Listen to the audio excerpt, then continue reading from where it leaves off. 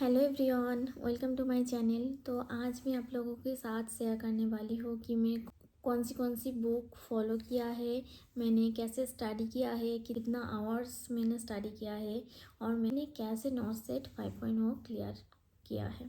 तो ये सारी बातें। तो मैं पहली चीज़ ये बोलना चाहूँगी कि कमेंट में मुझे बहुत सारे लोग पूछ रहे थे कि आपने कहाँ से कोचिंग लिया है, कौन सी टेस्ट सीरीज फॉलो किया है। तो आप जिधर से भी कोचिंग ले रहे हो ना, आप लोग कोचिंग या टेस्ट सीरीज सारे अच्छे होता है, लेकिन वही आपको बहुत अच्छे से पढ़ना है। मेहनत सिर्फ आपके ऊपर है, रैंक आपकी स्टडी के वजह से आएगी। तो वो चीज़ आपको दिमाग में रखना है और कुछ भी चीज़ ना रट्टा नहीं मारना है, उसको समझना है, सिर्फ उसको समझना है। मैंने जब स्टडी कर रही थी ना, तो मैंने ना ट्रिक बना बना के स्टडी करती थी कि मैं भूलूँ नहीं, क्योंकि मैं बहुत जल्दी भूल जाती थी सारी चीज़ें। तो मेरा खुद का ट्रिक होता था कि मैं उसको ज़्यादा दिन मुझे याद रहे हो, तो ऐसा करके स्टडी करती थी। और थ्योरी पोर्शन में बार बार बार रिविजन मुझे देना होता था, क्योंकि मैं भूल जाती थी, तो ऐसा सेम बोला। तो थ्योरी में रिविजन देती थी और क्वेश्चन प्रैक्टिस करती थी। और क्वेश्चन प्रैक्टिस करने से ना अब वो थ्योरी पोर्शन मुझे ज़्यादा याद रहता था। तो क्वेश्चन प्रैक्टिस बहुत बहुत ज़्यादा करना है। मैंने 3 बुक फॉलो किया था क्वेश्चन प्रैक्टिस के लिए। एक है प्यारी यादव, सेकेंड है मार्केट हाई और थर्ड है एनक्लेक्स सॉन्डर्स। ये तीनों बुक मैंने फॉलो किया था। थ्योरी के बाद कोचिंग के साथ साथ थ्योरी कर रही थी अच्छे से। तो थ्योरी सब्जेक्ट का ख़त्म हो रहा था, उस सब्जेक्ट का मैं क्वेश्चन प्रैक्टिस करती थी। और मैंने ये तीनों बुक से किया है। तो मैंने फर्स्ट टाइम जब जब बुक करती थी ना, जो मुझे नहीं आ रहा था ना, वो सिर्फ मैं मार्क करके रखती थी। और कुछ कुछ डाटा बेस जो मुझे याद करना है, वो सारे क्वेश्चन में अपनी नोटबुक में ऐड कर लेती थी कि दोबारा क्वेश्चन मुझे देखना ना पड़े बुक में। तो इस तरह से मैंने स्टडी किया है। तो सेकेंड टाइम जब मैं उस बुक से क्वेश्चन करूँगी उस सब्जेक्ट का, तो मुझे नहीं आ रहा है ना जो क्वेश्चन, वही मैं करती थी। और क्यों नहीं आ रहा है, उस क्वेश्चन में क्या ऐसा पूछा है, तो वो मैं समझने की कोशिश करती थी। ऐसे ऐसे किया है। तो ये तीनों बुक मैंने सिर्फ एक बार नहीं किया है, 3-4 बार तो मैंने वो ऐसे ख़त्म किया हुआ है। और मैं एक चीज़ बोलूँगी, आप जिधर से कोचिंग ले रहे हो उधर का टेस्ट सीरीज बाय मत करो, दूसरी जगह का टेस्ट सीरीज बाय करो, ताकि आपके पास ना फिर बहुत सारा क्वेश्चन प्रैक्टिस करने की आपका चांस रहेगा। मैंने वो किया था, मैं जिधर से कोचिंग लिया था उसका टेस्ट सीरीज नहीं लिया था, दूसरी जगह से मैं टेस्ट सीरीज लेती थी। और कुछ यूट्यूब में फ्री वगैरह वीडियो होता था, तो मैं वो देखती थी, क्वेश्चन एमसीक्यू करने की कोशिश करती थी। तो ऐसा ऐसा करके मैंने स्टडी किया है। और मैंने डेली 10 आवर्स तो स्टडी किया हुआ ही है, 10 आवर्स तो होता ही था। और मेरा अगर कभी 10 आवर्स नहीं होता था, तो मुझे ऐसा लगता था कि मैंने आज का दिन वेस्ट कर दिया है। ऐसा मैंने एक्चुअली मेरा गोल था, मुझे ये पाना है बस। क्योंकि मैंने जब नर्सिंग कंप्लीट कर दिया ना, तब भी मुझे नहीं पता था नॉर्सेट के बारे में। तब मैंने नर्सिंग कंप्लीट करने के बाद मैंने टीचिंग में ज्वाइन किया था। टीचिंग में ज्वाइन करने के बाद मुझे यूट्यूब से पता चला था नॉर्सेट के बारे में, तब मैंने जाके जॉब छोड़ के स्टडी स्टार्ट किया था। मैं एक बात बोलना चाहूँगी कि जॉब के साथ स्टडी करना बहुत मुश्किल है, नहीं हो पाएगा, मतलब बहुत टाइम लग जाएगा, 2-3 साल। तो जॉब छोड़ के अगर स्टडी करोगे वो ज़्यादा मतलब बेनिफिट रहेगा, मुझे ऐसा लगता है। और सच्ची बोलूँ ना, तो ये बहुत बड़ी पोस्ट है, इतना ज़्यादा सैलरी है ना, आप सोच भी नहीं सकते हो कितना ज़्यादा सैलरी है। मैंने जब यूट्यूब में देखा था कि जितना सैलरी मैं जानती थी उससे भी ज़्यादा मुझे अभी फर्स्ट सैलरी मिला है। तो ऐसा है। और वर्कलोड भी इतना मतलब ठीक है, बहुत रिस्पेक्टफुल जॉब है एम्स में। सारे लोग आपको मैम मैम बोल के पुकारेगा, बहुत रिस्पेक्ट है। मैंने दिसंबर से स्टडी स्टार्ट किया था। फिर मैंने ना सारे एग्ज़ाम दिया था, जिप्मा दिया था, SCPGI 1 दिया था, SCPGI 2 दिया था, PGI चंडीगढ़ का दिया था, सारे RML दिया था। तो सारे में ना मेरा बहुत नियर बाई रैंक आना स्टार्ट हो गया था। जब मेरा रैंक आना स्टार्ट हो गया था ना, तब मुझे थोड़ा होप मिला, हाँ मैं भी कर सकती हूँ। ऐसा था जब जॉब छोड़ा था, तो ऐसा था ना, एक रिस्क था कि हाँ मैंने अपना जॉब छोड़ दिया, अभी घर पे बैठी हूँ तो मुझे करना है इस साल कुछ भी करके। अगर नहीं होगा तो फिर क्या होगा, मुझे पता है, आज भी पता है ना मैं कितना स्ट्रेस में पड़ी हूँ ना पूरा। इतना दिसंबर तक, अभी नवंबर में मेरा ज्वाइनिंग हुआ, तो जब रिज़ल्ट आया उससे ही अक्टूबर में रिज़ल्ट आया था, तो अक्टूबर तक मेरा लाइफ इतना स्ट्रेसफुल गया है ना, मैं क्या, एक एक दिन मुझे इतना ऐसा हुआ था फिर, और मैं इतना स्ट्रेस में थी ना, तो मुझे पता है आप लोगों को भी ऐसा होगा, बहुत स्ट्रेस में रहोगे, नहीं हुआ तो फिर कभी दिमाग में आएगा ना, ऐसा थॉट्स आता है। और कभी कभी सपोर्ट करने वाला भी कोई नहीं होता है, सब लोग ऐसा बोलते हैं ना साइड से, क्या जॉब के लिए अप्लाई नहीं कर रही है, जॉब छोड़ दिया, अभी तक तुझे जॉब नहीं मिला है, सबको तो मिल गया है, ये सब ताना, ये सब सुन के थोड़ा और भी स्ट्रेसफुल हो जाता है ना। मेरा हुआ था पीजीआई चंडीगढ़ में, तो मेरा डीपी भी हो गया था, और फिर इस पीजीआई 2 में मेरा रैंक भी बहुत अच्छा था, मतलब ऐसा था टीचर लोग सब ने बोल दिया था हाँ तुम्हारा हो जाएगा। लेकिन मैंने फिर भी स्टडी नहीं छोड़ा था, जब तक मेरा हाथ में अपॉइंटमेंट लेटर नहीं आएगा ना मैं नहीं छोड़ूंगी स्टडी, ऐसा था मेरा। क्योंकि मेरे लिए ना, मुझे मेरा घर से सिर्फ ये 1 साल ही दिया था, कि 1 साल ही है तुम्हारे पास, इसमें अब तुम स्टडी कर सकते हो। फ्रेंड लोग का स्टेट गवर्नमेंट में सारे लोग ज्वाइन कर लिए थे और मैं घर पे बैठी थी, मेरे पास जॉब नहीं था। तो सब मेरे फ्रेंड लोग पूछते थे क्या हुआ तुम्हारा, नहीं हुआ है, ऐसा पूछते थे, तो बहुत बुरा लगता था। ऐसा बोलता था कि इतना दिन क्यों तुम घर पे बैठे हो, जॉब स्टार्ट कर दो, ऐसा ऐसा करके। मुझे तो ऐसा लगता था कि मेरे से ज़्यादा उनको मेरी फिक्र है, लेकिन उस टाइम पे ना ये बातें भी मुझे बहुत स्ट्रेस देता था। मुझे फिर और भी ज़्यादा डर लग रहा था कि अगर मेरा नहीं हुआ था और मेरे पास सिर्फ 1 साल है। स्टडी किया था, डेली किया था। मुझे ऐसा लगता था कि अगर मैं एक दिन स्टडी नहीं करूँ ना, तो मेरा ये 10 आवर्स चला जाएगा, मुझे वो टाइम दोबारा नहीं मिलेगा। मुझे आज भी पता है, मैं हर रोज़ जब मेरा ACPGI 2 में ऐसा हुआ ना, फिर मुझे नहीं बुलाया ना फर्स्ट डिवी के लिए, मतलब 800 तक गया था, तो मेरा रैंक उसके बाद आया था, तो मुझे बहुत दुख हुआ था। इतना मैं फिर ऐसा टूट गई थी ना, मुझे पता है कि मैंने कितना आंसू बहाया था।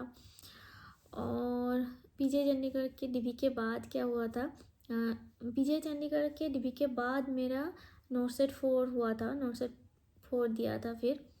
लेकिन नॉर्सेट 4 का तो ऐसा हुआ था ना, लीक हो गया था, और नॉर्सेट 4 के पहले मेरा चिकन पॉक्स हो गया था 1.5 महीने पहले, तो मैं स्टडी इतनी अच्छे से नहीं कर पाए थे, वो भी एक बहुत बुरा लगता था हमें। फिर मम्मी पापा सब लोग मेरे साथ एग्ज़ाम देने गए थे, तो मुझे पकड़ के लेके गए थे, लिटरली मेरी मम्मी इतना वीक हो गई थी, तो उतना एग्ज़ाम अच्छा नहीं हुआ। तो फिर भी मेरा ऐसा था कि मेरा शायद हो जाएगा, लेकिन रिज़ल्ट आया तो मेरा लिस्ट में नाम नहीं था।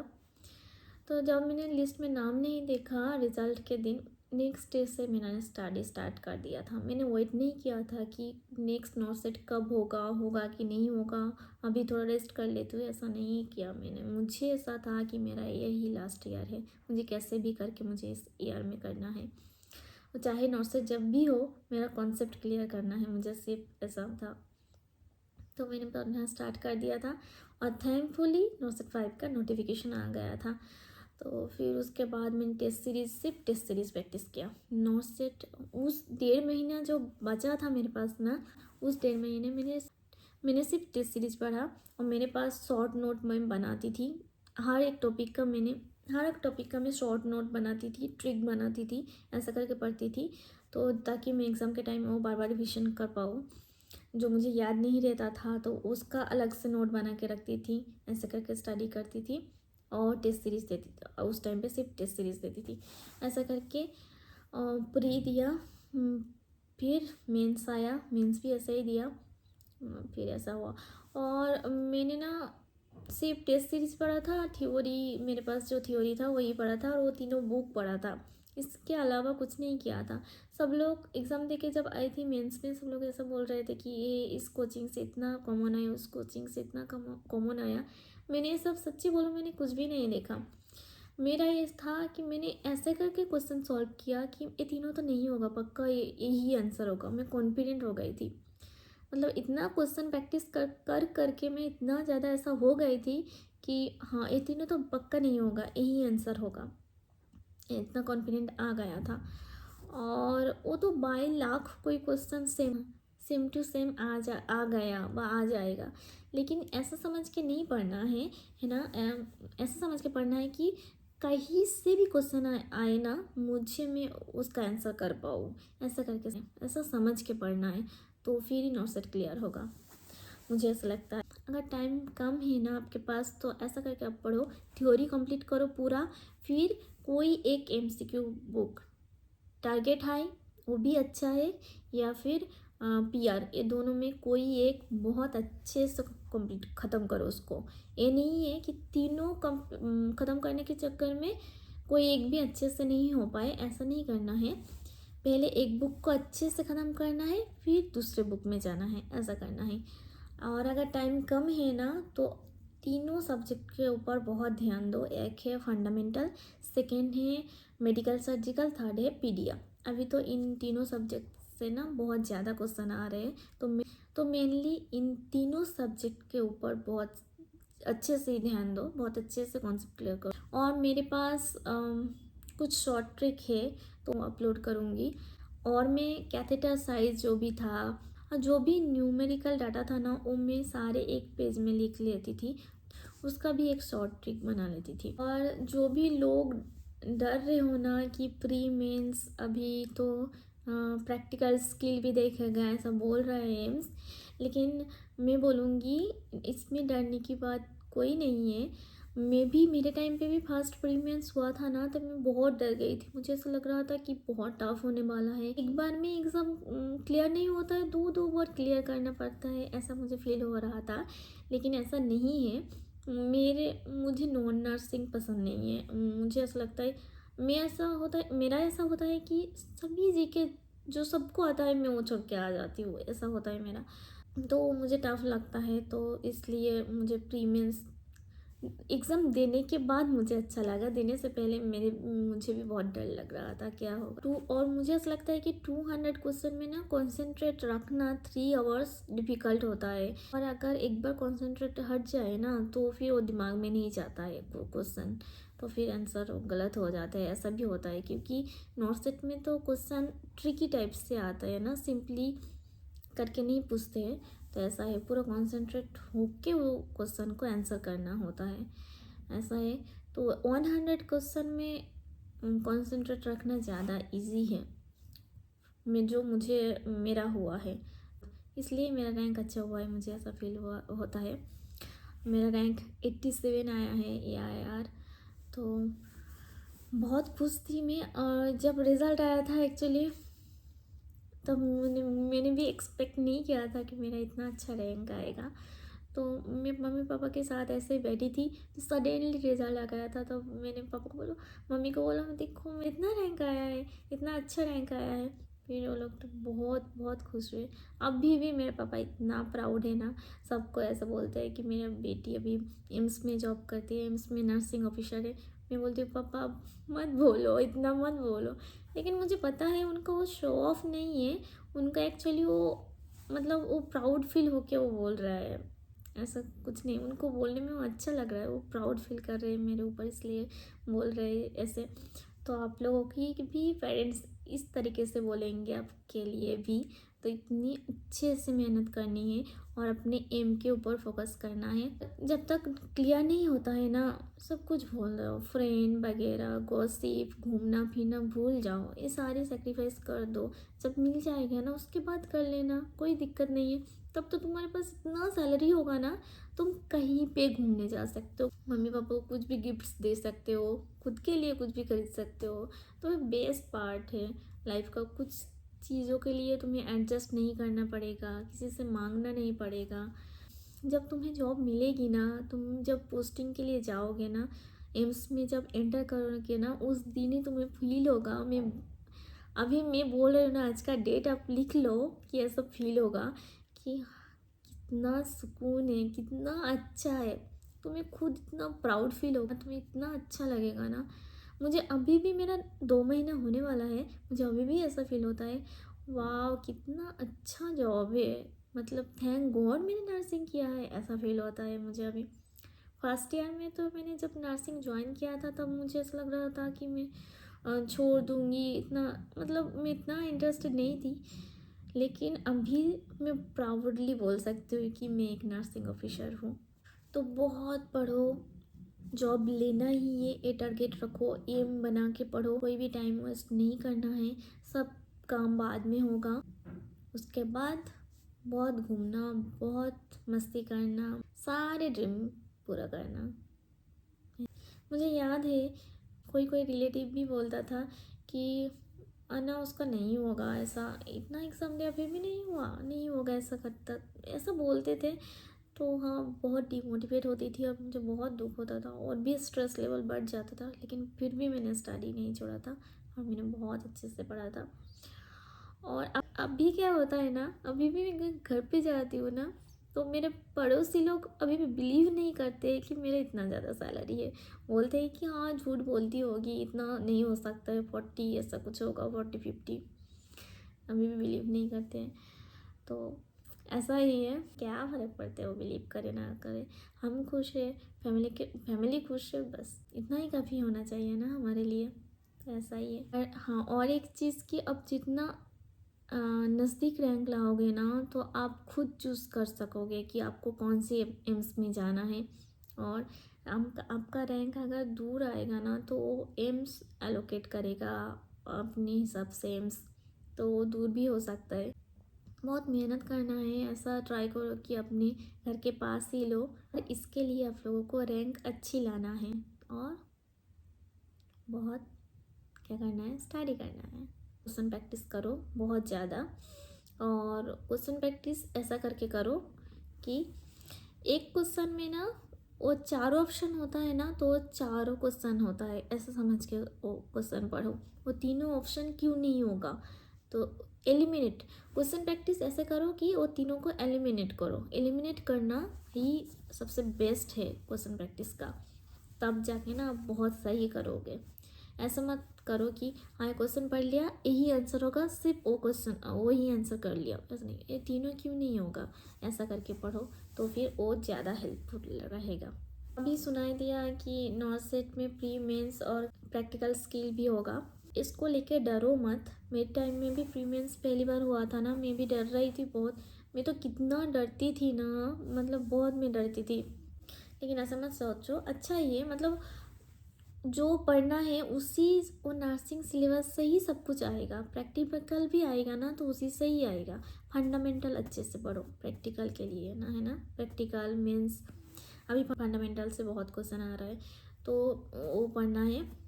और सभी तो नर्सिंग सिलेबस से ही आना है, तो इतना घबराओ मत, कुछ भी नहीं है।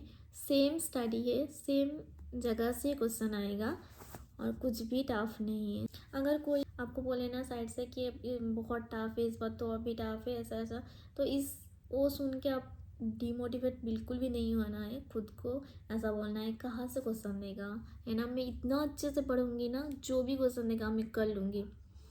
जो मेरा ऐसा हुआ था लास्ट टाइम पे, मुझे ऐसा लग रहा था कहाँ से क्वेश्चन देगा, मैं सब कुछ पढ़ के जाऊँगी। तो ऐसा करके पढ़ना है कि कहीं से भी क्वेश्चन देना भी अब कर सकते। कुछ भी कॉमन समझ के मत पढ़ो कि हाँ वही पढ़ के जाना, ऐसा इस सब्जेक्ट से ज़्यादा क्वेश्चन आएगा तो वही सब्जेक्ट अच्छे से पढ़ूंगी, बाकी सब्जेक्ट नहीं पढ़ूंगी, ऐसा करके मत पढ़ना आप लोग। क्योंकि नॉर्थ सेट का कुछ पता नहीं है कि कहाँ से किस बार ज़्यादा क्वेश्चन दे दे। तो और पता है आपको कि वो 40 क्वेश्चन ना सबको आएगा, सबको आएगा। उस 40 के बाद ना एक एक क्वेश्चन वही रैंक बनाता है। तो ऐसा करके पढ़ना है, पेशेंस रखना है, मेहनत करना है, रिज़ल्ट एक दिन ज़रूर मिलेगा। और अगर आसपास से कोई नेगेटिव कमेंट आ रहा है या फिर कोई डिमोटिवेट कर रहे हैं ना, तो उन लोगों को इग्नोर करो। जितना हो सके ना उन लोगों से बात मत करो। अगर चैट में कोई फ्रेंड लोग व्हाट्सएप में मैसेज कर रहे हैं उनको आर्चिव में कर दो। मैं करती थी जो। होप सो मेरी वीडियो से आप लोगों को हेल्प हो और आप लोगों को बहुत बहुत अच्छा करो लाइफ में। और ऑल द बेस्ट मेरी तरफ से सबको जो जो नॉर्सेट के लिए प्रिपरेशन ले रहे हैं ना, और सिर्फ नॉर्सेट नहीं, किसी भी सेंट्रल गवर्नमेंट के नर्सिंग ऑफिसर पोस्ट के लिए प्रिपरेशन ले रहे हैं, सबको मेरी तरफ से ऑल द बेस्ट। बहुत अच्छे से मेहनत करो। और मैं गुड लक नहीं बोलूँगी क्योंकि मुझे ऐसा लगता है मेरा लक भी इतना अच्छा नहीं है। मुझे ऐसा लगता था कि मेरे टाइम में बहुत ज़्यादा गड़बड़ी होता है, ऐसा होता है तो, लेकिन ऐसा नहीं है। मैं मानती हूँ आपका लक कितना भी ख़राब होना, कुछ भी हो जाए, आपका मेहनत का फल आपको मिलेगा ही मिलेगा। कुछ भी दिक्कत हो, कुछ भी जानना हो, वो एम्स के बारे में जानना हो या फिर नर्स के बारे में जानना हो, एग्ज़ाम के रिलेटेड क्वेश्चन हो, तो आप लोग मुझे कमेंट कर सकते हो। और अगर मेरी वीडियोस आपके लिए हेल्पफुल है तो please do like, share and obviously please subscribe my channel कि मैं आप लोगों के लिए और भी वीडियो अपलोड करूँ। Thank you so much.